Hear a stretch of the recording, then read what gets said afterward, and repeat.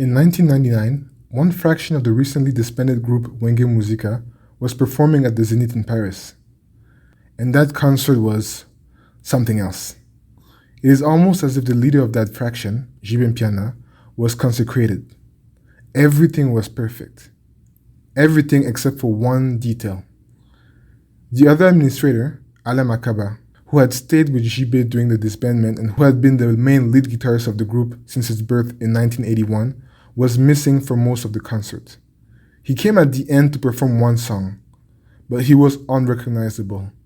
He kept his back turned to the audience, instead of being joyful and dancing as he usually would. The fact that he wasn't even given a shout out by the singers, as it would generally be the case, hinted that there might have been a rift between him and the rest of the group. As we will unravel in this video, that rift stemmed from more than basic politics. Makaba had always been caught between two worlds, but now one of them was shutting him out. So hello, welcome to the Botengu channel. I use this channel to show videos about music theory, others with myself playing music, and I also like to make small documentaries on African music. You can like, comment, and subscribe if you want to see more. This video won't summarize Makaba's early career. Most of it is tied to Wenge Musica's history, and I already made a video in which I discussed it briefly. Let me start off by saying that I am a huge fan of Makaba. I do not often throw around the noun genius when it comes to musician, but when it comes to Makaba, I do not even hesitate. This guy was just different. 3 facts in particular have made that man different from most people of his entourage. He mastered all aspects of music. Makaba knew everything about music. He could play all the instruments required in a band, and at the time, he knew the principles behind the choir structure. He was often the one who arranged the songs of the members of the group. However, despite his huge knowledge of music, he was still trying to learn. In the early 90s, Wenge Musica had been voted the best band in Zaire for 2 consecutive years, and Makaba was among the best guitarists in the country. Most people, when reaching that stage, become full of themselves and enjoy the fruits of their labor. But that wasn't the case with Makaba.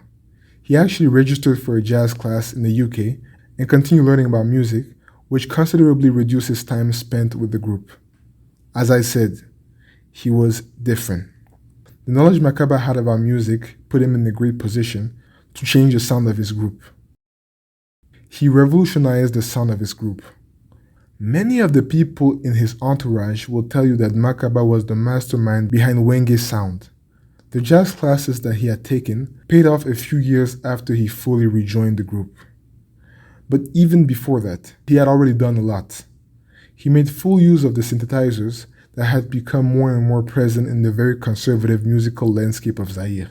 In his solo album, Piloufas, which featured the group, in the album Pentagone, and in JB's album Feu de l'Amour, you can hear a lot of new sounds.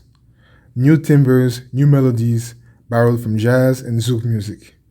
The incredible thing is that, while using external influences to make the music of his country evolve, he also made conventional elements of soukous evolve as well.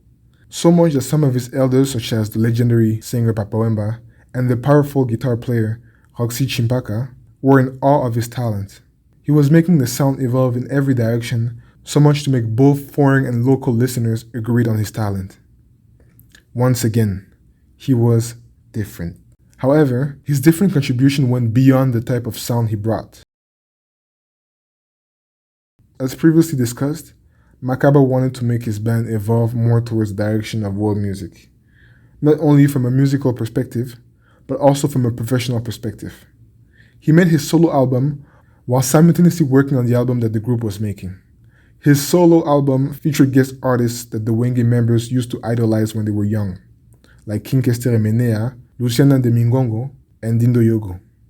This was not frequent in local bands, and yet Makaba did it, similar to what the world music artists like Kassav used to do. This would push JB Mpiana to make his own album in 1997, which featured Papa Wemba. However, the war of ego that resulted from the album of JB Mpiana was one of the factors that led to the disbandment. Makaba also trespassed the role of the group financial administrator, Werason, to give the younger recruits a better salary. This move fragilized the hierarchy of the group. This is another factor that led to the disbandment. In the early 90s, Makaba wanted to reduce the workforce of the band as he believed there were too many members. But he wasn't able to enforce this because he was away. He still thought like that even after the disbandment, which ignited a conflict with Jibin Piana. Well, you see, Makaba was caught between two worlds that still exist today. On one side, there is a more professional structured world that promotes individualism. Even amongst groups, contribution in songs are often quantified.